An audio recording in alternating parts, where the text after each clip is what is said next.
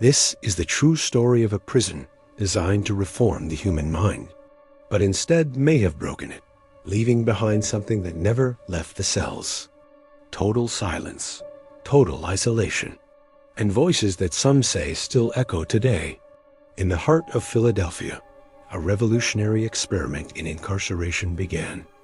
Opened in 1829, it was not just a prison. It was a grand, imposing fortress built on a radical new idea: penitence. The belief was that through complete solitude, prisoners would reflect on their crimes, find remorse, and ultimately reform. Its innovative radial design, with cell blocks extending like spokes from a central hub, was a marvel of architectural engineering, allowing a single guard to monitor multiple corridors. The goal was ambitious, almost utopian: to reform the mind through isolation. The system implemented at Eastern State was absolute. Inmates were kept in solitary confinement for nearly 24 hours a day. Their meals were passed through small slots in the doors, preventing any direct contact.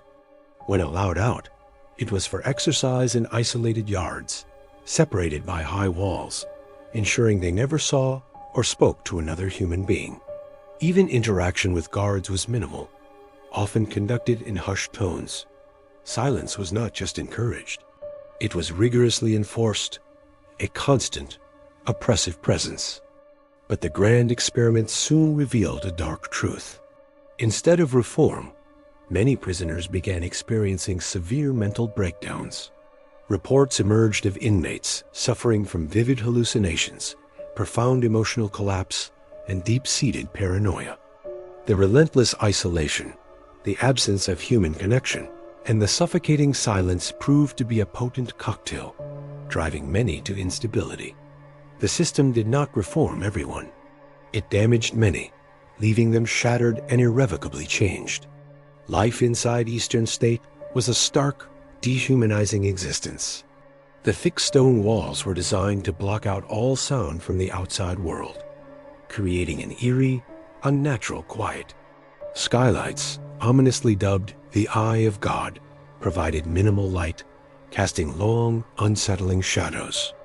When prisoners were moved, hoods were placed over their heads, ensuring they couldn't see or be seen by others, further stripping away their identity.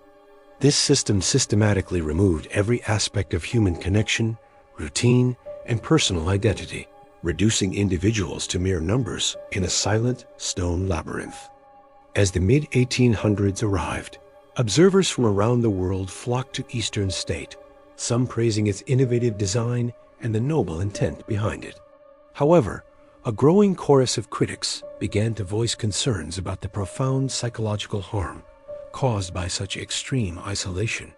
Charles Dickens, after visiting, famously condemned the system, stating it was immeasurably worse than any torture of the body. Over time, the strict solitary system began to loosen, but for countless souls, the damage had already been done. Over its long history, Eastern State Penitentiary housed some of America's most infamous criminals, including notorious organized crime figures like Al Capone and Slick Willie Sutton. Their presence only added to the prison's dark mystique. Stories of violence, tension, and desperate acts within the walls continued to circulate, solidifying the prison's reputation not just as a place of punishment, but of profound suffering and despair. The echoes of these notorious figures, and the countless forgotten ones, are said to linger within its cold, unforgiving cells. By the mid-20th century, the once revolutionary facility had become outdated, overcrowded, and dilapidated. Conditions deteriorated rapidly, and the grand experiment had clearly failed. The prison officially closed its doors in 1971, leaving the massive structure abandoned. Cell blocks, once filled with the silent suffering of inmates, slowly fell into decay, becoming a haunting monument to a failed ideal. Nature began to reclaim parts of the prison, but something else, perhaps, also began to stir. Soon after its abandonment, strange reports began to surface.